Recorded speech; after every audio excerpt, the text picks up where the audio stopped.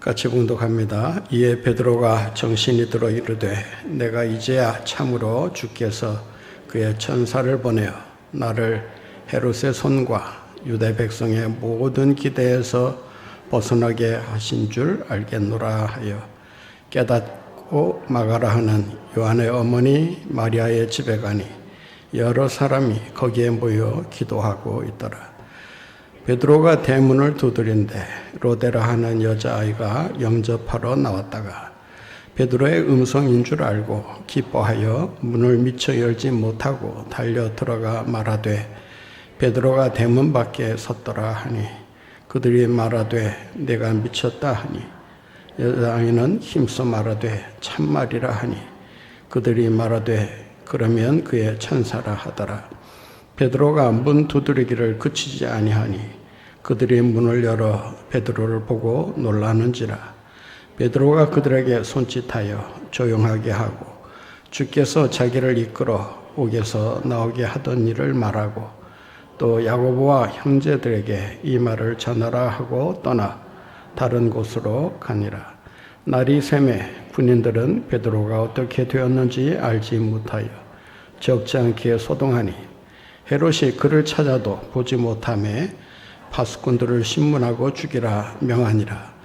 헤롯이 유대를 떠나 가이사라로 내려가서 머무니라. 아멘. 사도행전 7장에 나오는 스데반의 순교 사건은 단순히 유대교와 기독교와의 대립과 분쟁으로 인해서 비롯된 사건이라고 할 수 있습니다. 그런데 12장에 나오는 예수님의 제자 세베대의 아들 야고보의 순교는 종교적인 대립과 갈등에 의해서 비롯되었다라기보다는 정치 권력이 개입함으로써 기독교를 근본적으로 뿌리 뽑으려고 하는 그런 박해를 통해서 일어난 사건이라 말할 수 있습니다. 교회는 어느 시대나 이 정치 권력과 미묘한 그 갈등 관계에 있다는 사실을 잊지 말아야 합니다.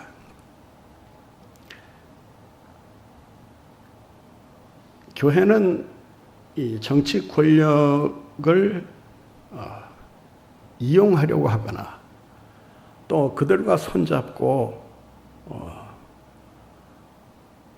어떤 목적을 달성하기 위한 이러한 노력을 해서는 안 됩니다.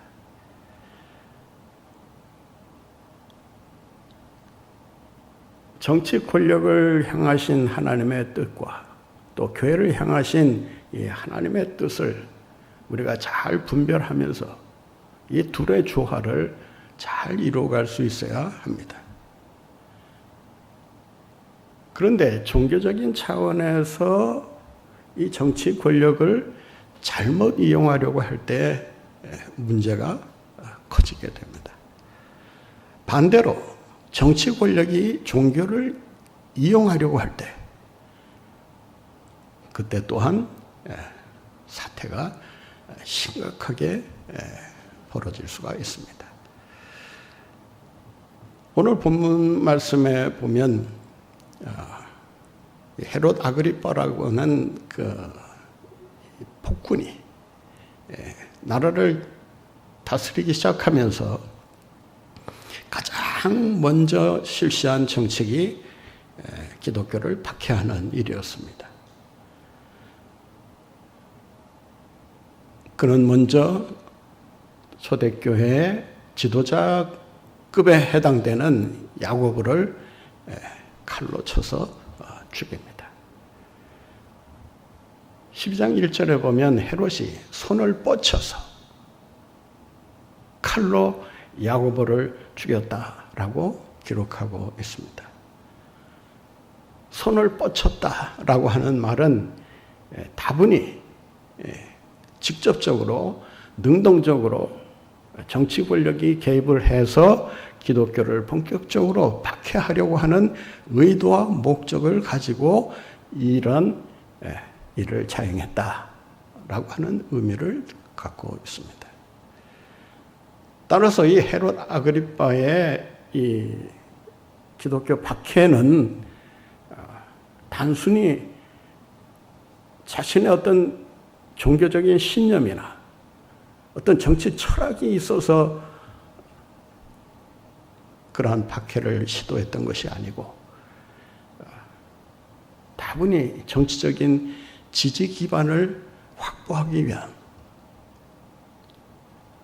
유대 백성들의 지지와 인기를 한 몸에 받으려고 하는 그러한 차원에서 이 박해를 감행했다라고 하는 것입니다. 그래서 성경에 보면 유대인을 기쁘게 하려고, 유대인들을 기쁘게 하려고, 백성들의 마음에 만족을 주기 위해서, 원문대로 번역하면 그들에게 좋은 것을 주기 위해서 그런 시도를 했다라고 하는 것입니다. 그러니까 정치 권력은 항상 이 기독교와 마찰을 빚을 수밖에 없는데, 그 이유는 뭐냐 하면은 이 정치 권력이 강해지면 강해질수록 자기들의 위에 세상 권력을 다스리시는 하나님의 권력이 있다라고 하는 것을 인정하지 않기 때문입니다. 오히려 그 하나님의 그 권위와 권세를 억누름으로써 자신들의 권력을 돋보이게 하려고 하거나 자신들의 권력을 더 확장을 해서 자기네들 마음대로 세상을 다스리려고 하는 이러한 욕망이 작용하기 때문이라고 하는 것입니다. 이 권력욕으로부터 벗어날 수 없는 것이 정치 권력의 생리라고 한다면, 교회는 이 정치 권력이, 그 권력을 가지고 하나님의 권력을, 그들 위에 갖고 있는 하나님의 권력을 거부하려고 하거나 무시하려고 하는 이러한 행동을 결코 좌시해서는 안 된다라고 하는 것입니다.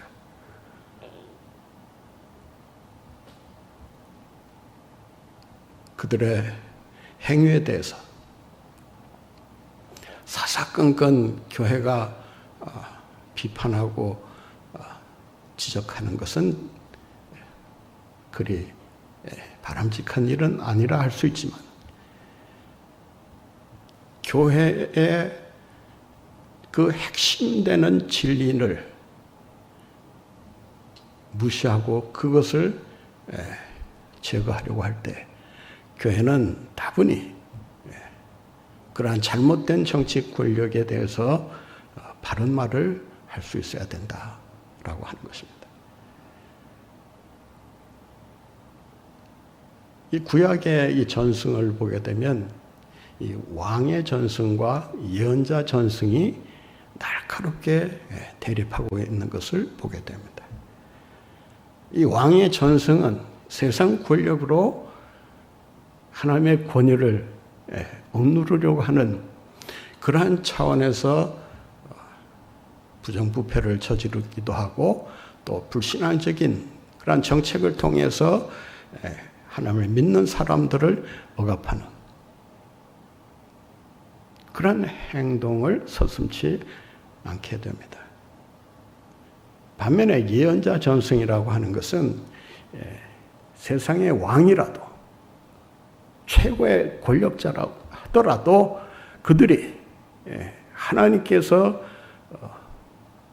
명령하신 바를 따르지 아니하고 세상 길로 가려고 할 때 잘못되었다라고 하는 그 사실을 지적하면서 하나님의 원하시는 방향으로 정치 권력이 나아갈 수 있도록 길잡이 역할을 해주는 역할을 합니다. 사도행전 12장에 나타나는 이 정치 권력의 그 행태를 살펴보면 그 권력이 무소불위의 힘을 가지고 있었다는 것을 알 수 있습니다. 교회 지도자 야고보를 하루아침에 참수시킨 것을 보면 한 사람 잡아들이고 박해하고 핍박하고 죽이는 일은 아무 일도 아닌 것처럼 우리가 느껴질 수밖에 없습니다. 거기에서 그친 것이 아니라 초대교회의 가장 영향력 있는 지도자라고 할 수 있는 베드로를 또한 잡아들입니다. 베드로 역시도 야고보처럼 유월절이 끝마치는 그 날에 그를 공개 처형할 그러한 계획을 세우고 그를 옥에 가두게 됩니다. 그가 얼마나 포악한 존재였느냐라고 하는 것은 오늘 본문 말씀에도 그의 성격의 단면을 아주 정확하게 보여줍니다. 본문 말씀을 한번 같이 보실까요? 본문에 보면 18절, 19절 말씀인데 같이 읽겠습니다. 날이 새매 군인들은 베드로가 어떻게 되었는지 알지 못하여 적지 않게 소동하니 헤롯이 그를 찾아도 보지 못하며 파수꾼들을 신문하고 어떻게 하라? 죽이라. 명하니라. 이 사람 목숨 빼앗는 것을 마치 장난하듯이 놀이하듯이 함부로 명령 한마디로 빼앗는 것을 볼 수가 있습니다. 목숨을 살리기도 죽이기도 하는 이 생사여탈권, 이거는 하나님만이 가지고 계시는 건데 사람이 그것을 도적질해서 정치 권력을 스스로 다지기 위해서 하나님이 가지고 계시는 그 유일한 힘을 빼앗으려고 하는 것입니다. 그러니까 폭군이 달래 폭군이 아니라 폭군이 될 수밖에 없는 것은 자기 위에 자기를 능가하는 힘이 존재하지 않는다라고 생각하기 때문에 그 힘을 가지고 마음대로 모든 일을 할 수 있다라고 하는 이런 착각과 오만에 빠지게 되는 것입니다. 그러니까 정치 권력을 가졌다라고 나름대로 생각하는 사람들은 항상 그 권력이 가지고 있는 속성, 지배하고 빼앗고 그 권력을 가지고 사람들을 억누르려고 하는, 그리고 반대 세력들을 제거하려고 하는 이러한 그 잘못된 힘자랑을 항상 조심해야 한다는 것입니다. 누가 좋은 지도자냐, 나쁜 지도자냐라고 하는 것은 그 힘을 어떻게 사용하느냐를 보면 알 수가 있습니다. 그 힘을 정말 나라와 민족을 사랑하는 마음으로 바른 길로 인도하고자 하는 그러한 뜻에서 그러한 힘을 사용한다면 그 힘은 선한 작용을 하게 될 거예요. 그러나 백성들은 안중에 없고 오직 자기 권력만을 유지하기 위해서 그 권력을 사용하게 될 때 그 힘으로 결국 불행한 일을 저지르게 되고 또 그러한 사건을 일으키는 장본인이 될 수밖에 없다라고 하는 것입니다. 이 헤롯 아그리파 1세는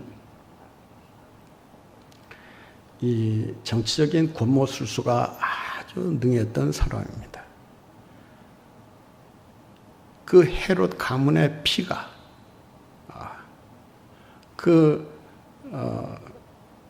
가계도를 보게 되면 하나같이 다 손에 피를 묻힌 그러한 지도자들이었음을 알 수가 있습니다.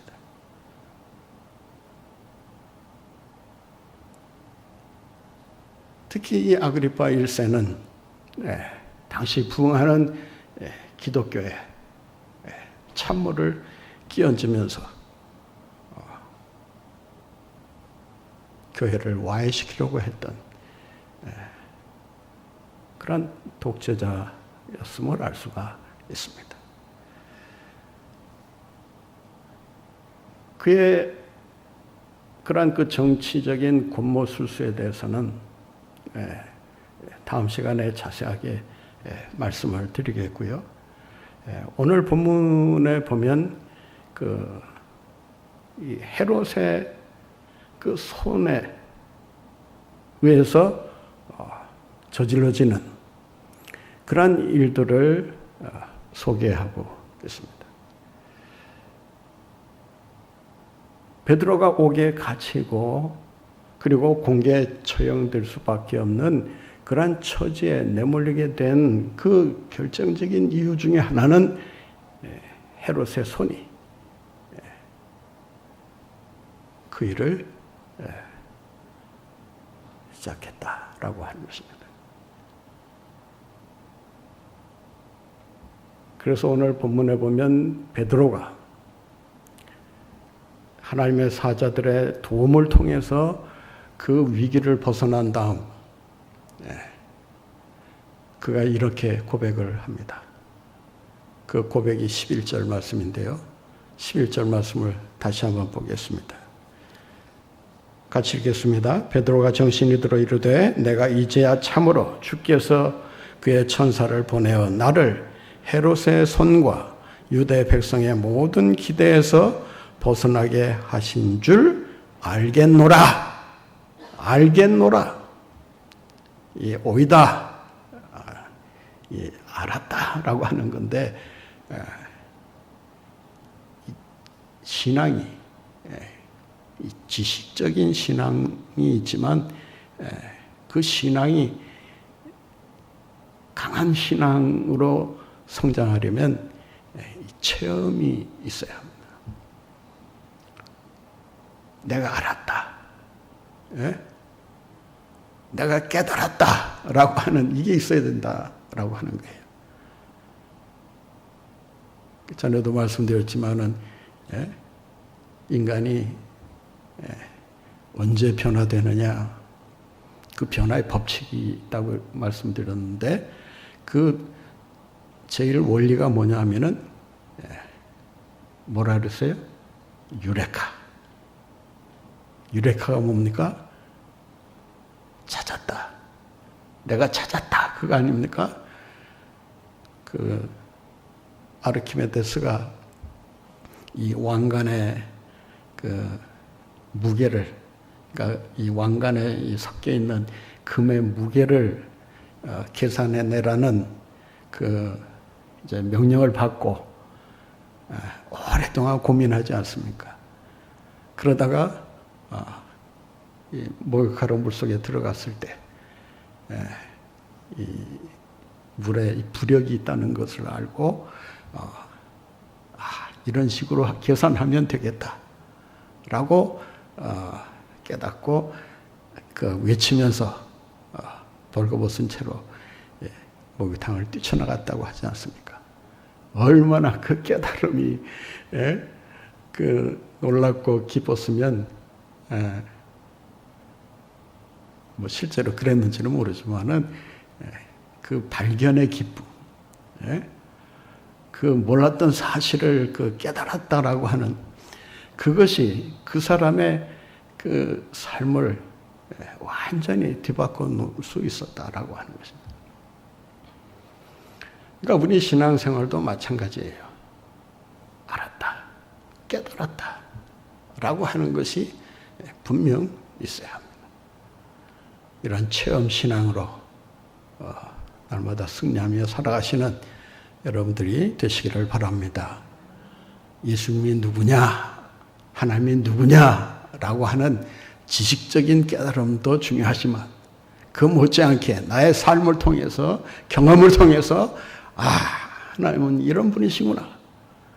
그러니까 베드로는 옥에 갇혀서 군사들 틈바구니에서 꼼짝달싹할 수 없는 그런 그 절체절명의 위기 속에서 극적으로 그 하나님의 손에 도움을 받아서 탈출하지 않습니까?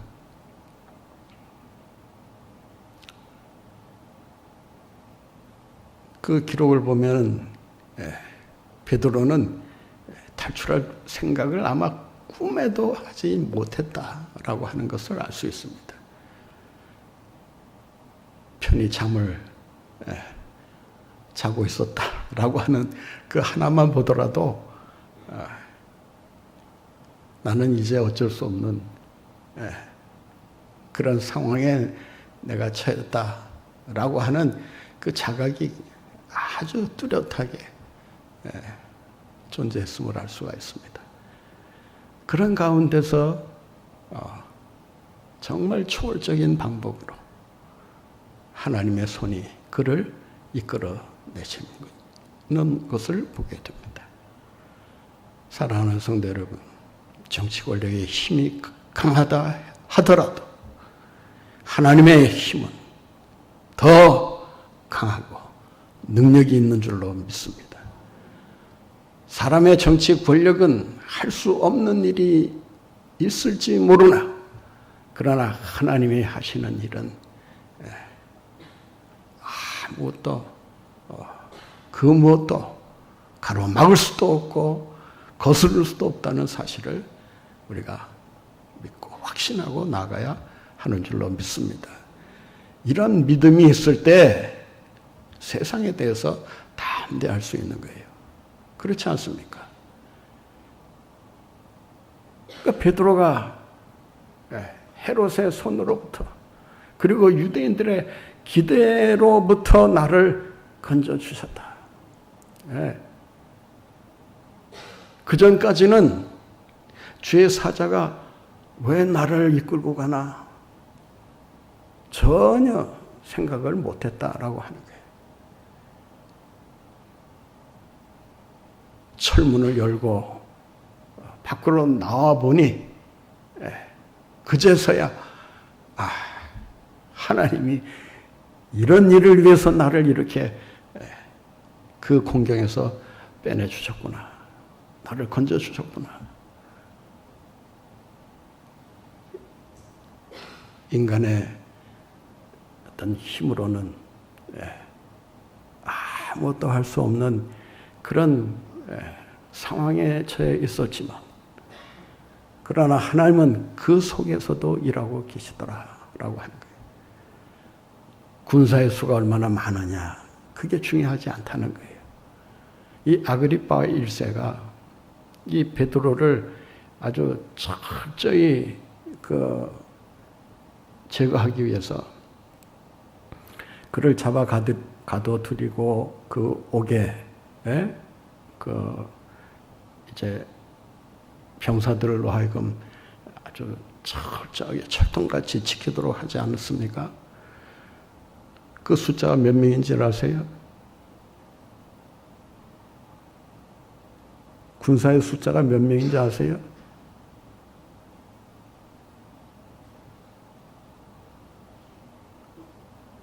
(60명) 여러분, 우리가 읽지는 않았지만은 앞으로 넘어가서 12장 4절 12장 4절 한번 보세요. 보시면 잡음에 옥에 가두어 군인 내식인 네 패에 맡겨 지키고, 군인 내식 네 패, 그러니까 몇 명이에요? 16명이에요. 여러분, 한 사람을 감시하기 위해서 평소 때보다 숫자를 2배, 4배로 늘리고 있다는 거예요.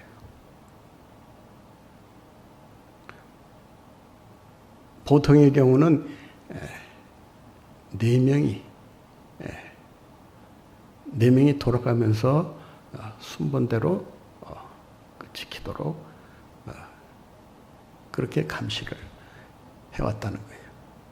그런데 이 베드로, 교회 지도자에 불과한 이 베드로를 감시하고 제거하기 위해서 옥졸도 아니에요. 여기 보면 군인이라고 아주 분명하게 밝히고 있습니다. 성경에 보면 군사라고 하는 단어와 그 다음에 파수꾼이라고 하는 단어가 나와요. 그렇죠? 예. 그런데 군사라는 단어와 파수꾼이라는 단어는 전혀 달라요. 예. 따라서 그냥 보통의 그 범죄인 경우 그냥 파수꾼으로 하여금 감시하고 지키는 것이 그게 다예요. 그런데 군인을 동원했다라고 하는 것은 이 중범죄 중에서도 아주 그 반역죄에 해당되는, 조금이라도 그냥 이 사람이 그 탈출하거나 그 다른 행동을 하면 그 파급될 그 영향이 아주 큰 사람, 그런 경우 특별히 그 왕실을 지키는 그 이제 보초병들이겠죠. 잘 훈련된 군사들을 동원해서 지키도록 했다는 거예요. 얼마나 철저히 지켰는가 하면 이 베드로 양팔에 각기 그 쇠사슬을 묶어 놓고 다른 한쪽의 쇠사슬은 그 베드로를 지키는 군인 손목에 메어서 꼼짝달싹 못하도록 그렇게 옆에서 지키고 있었다라고 하는 거예요. 세상 권력이 할 수 있는 일은 거기까지. 그런 식으로 사람을 꼼짝 못하게 할 수도 있고, 그런 상태에 그를 가두어둘 수도 있고, 그리고 그를 죽일 수도 있습니다. 그런데 권력이 할 수 있는 일은 거기까지밖에는 못합니다. 그러나 하나님께서는 헤롯의 손, 다시 말해서 기독교를 박해하려는 그 헤롯 아그리파 1세의 악행을 주님께서 막아주시고 베드로를 그 옥에서 건져내셨다. 뿐만 아니라 유대인들의 기대를 물거품으로 만드셨다라고 하는 거예요. 유대인들의 기대가 뭐예요? 유대인들의 기대가 뭡니까? 기독교를 박해하는 거 아니겠습니까? 기독교가 늘 눈의 가시처럼 가만두어서는 안 될 그런 세력으로 항상 인식하고 있었기 때문에 어떻게 하든지 이 기독교를 제거했으면 하고 있었는데 마침 그 가려운 것을 누가 긁어주고 있어요? 헤롯 아그리빠가 자기네들이 요구하지도 않았는데 유대인들이 뭘 원하는지를 벌써 파악하고 기독교 지도자들을 옥에 가두고 참수형에 처형했다는 것을 알 수가 있습니다. 자, 그런 상황 속에서 하나님의 손은 어떻게 역사하고 있는가?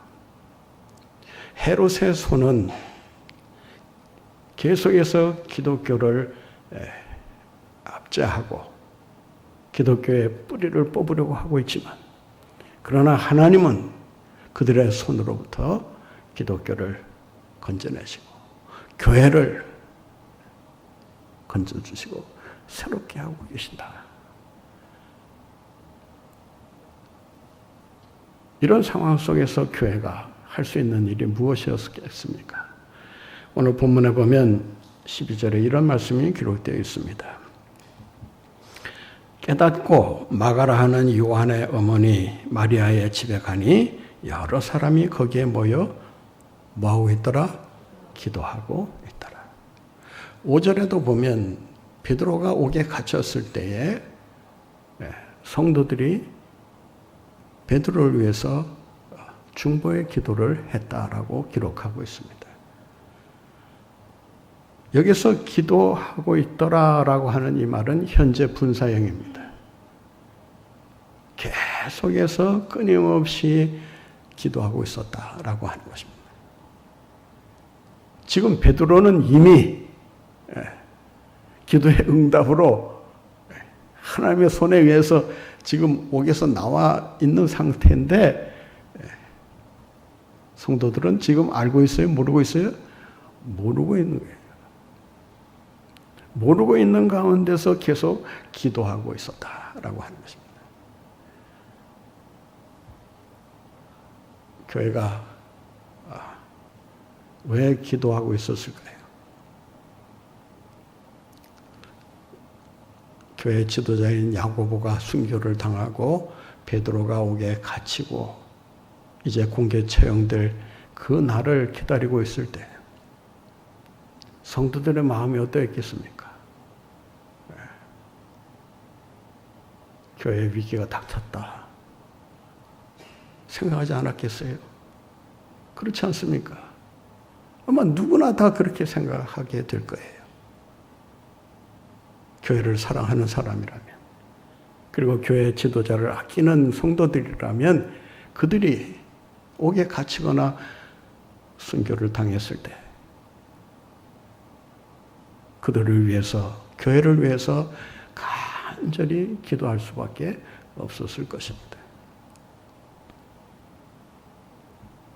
여기에서 우리는 위기에 처한 교회가 어떻게 해야 되느냐라고 하는 것을 자세하게 보여주고 있습니다.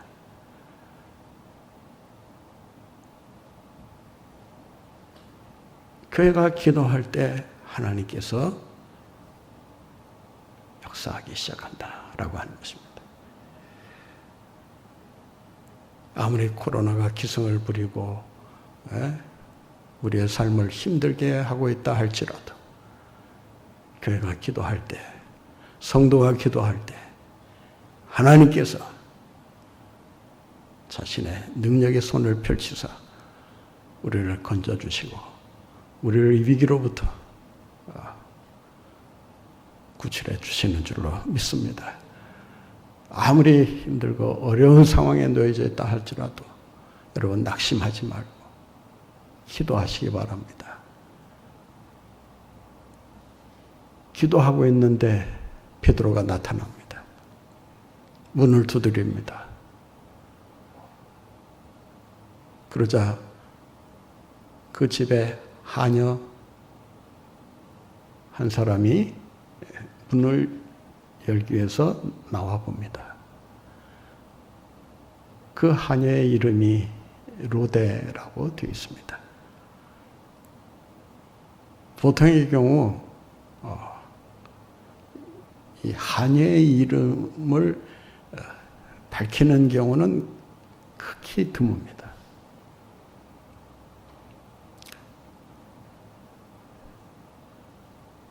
이 로데라고 하는 이름은 그 헬라어로 이 로데라고 하는데 우리말로 번역하면 장미라는 뜻입니다. 영어의 로즈라고 하죠. 네. 그 헬라 여인들이 가장 많이 가지고 있던 이름 중에 하나가 이 로데라고 하는데, 어떻든 이름치고는 상당히 이쁜 이름을 가지고 있다라고 할 수 있습니다. 그 이름이 기록되었느냐 그렇지 않느냐, 물론 그것도 중요하긴 하겠지만은 로데라고 하는 그 이름은 여기에 한 번밖에 나오지 않기 때문에 그가 어떤 일을 했는지는 정확히 알 수가 없습니다.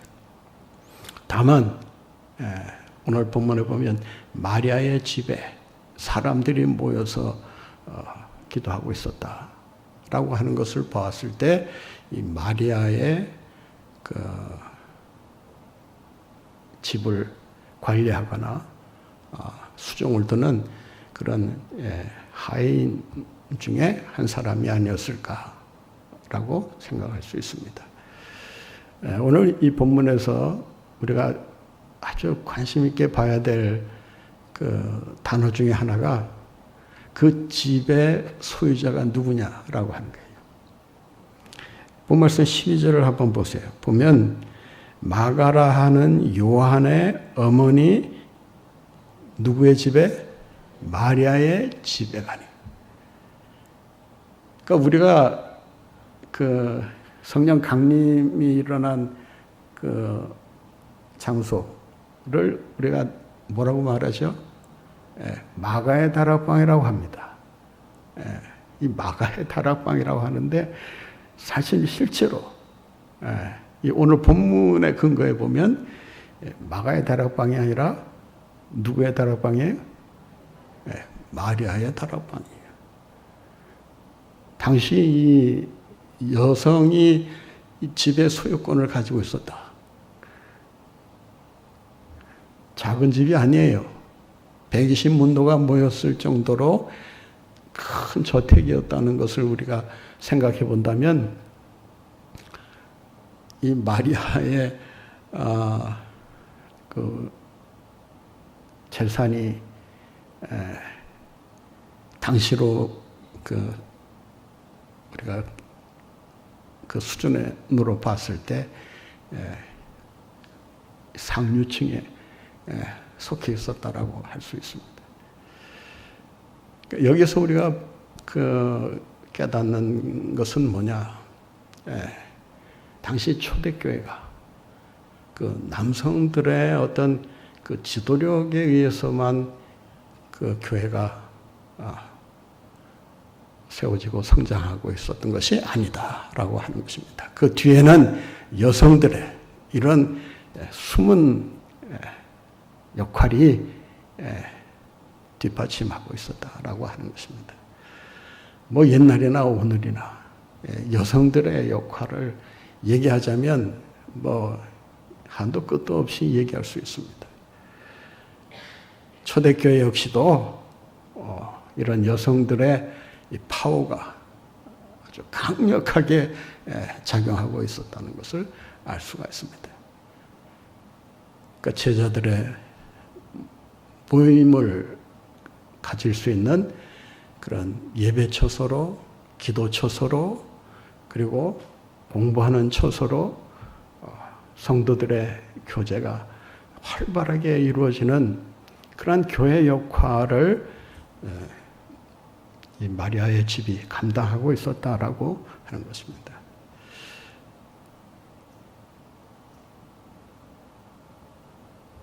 그들이 모여서 기도하고 있는데 베드로가 나타납니다.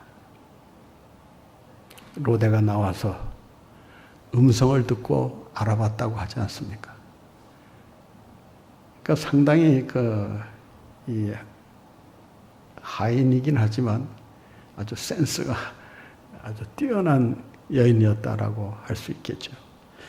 그래서 오늘 본문에 보면 그 14절에 이렇게 말합니다.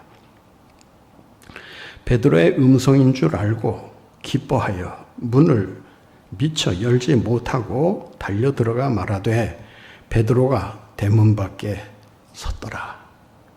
예. 그러니까 소리만 듣고 음성만 듣고 이 베드로 선생님이 오셨구나 라는 것을 알고 집으로 들어가서 기뻐서 막 외쳤을 거예요. 그러자 반응이 어떻게 나타납니까? 본문에 보면 15절에 그들의 반응이 아주 흥미로운데요. 같이 한번 읽겠습니다.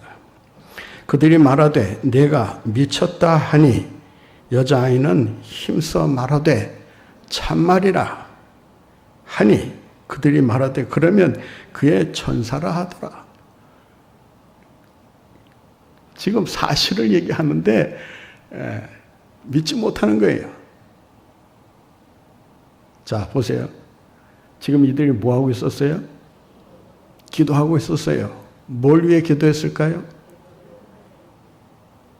베드로가 무사히 풀려나기를 기도했을까요? 안 했을까요? 뭐 여러 기도 제목이 있었겠지만 아마 그것이 아마 1순위였을 거예요. 그런데 정작 베드로가 와서 문을 두드리고 나타나니까 한다는 말이 뭐예요? 미쳤다, 미친 소리 하고 있다. 이런 비슷한 예를 어디서 찾아보냐면은 예수님께서 부활하신 다음에 여인들에게 나타나지 않아요. 그러니까 여인들에게 예수님이 뭐라고 말씀하십니까? 가서 제자들에게 내가 죽었다가 다시 살아났다라고 하는 이 소식을 알려라. 그래서 제자들에게 달려가서 예수님이 부활하셨다라고 하니까 제자들이 뭐라고 말합니까? 뭐라고 말해요? 정말 그래? 어디 한번 가보자? 그렇게 반응했을까요? 성경에 보면 허튼 소리 작작하라고. 실제로 허튼 소리 한다고 그렇게 오히려 면박을 주고 있는 거예요. 그러니까 우리가 기도는 왜 합니까? 예? 기도는 왜 해요? 뭐 여러 이유가 있겠지만은 가장 큰 이유는 응답이 있기 때문에 하는 거 아니에요. 그렇잖아요? 이들이 열심히 그 위기 속에서 기도하는 이유가 뭐예요?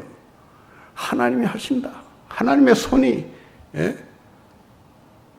역사하시면 못할 일이 없다. 그 믿고 하는 거 아니에요. 그런데 막상 베드로가 나타나니까 무슨 소리 하냐? 여기서 그들이 보이는 반응은 그들이 불신앙에 가득 차 있었다. 그런 뜻이 아니에요. 너무나 뜻밖의 일어난 일이다 보니까 순간적으로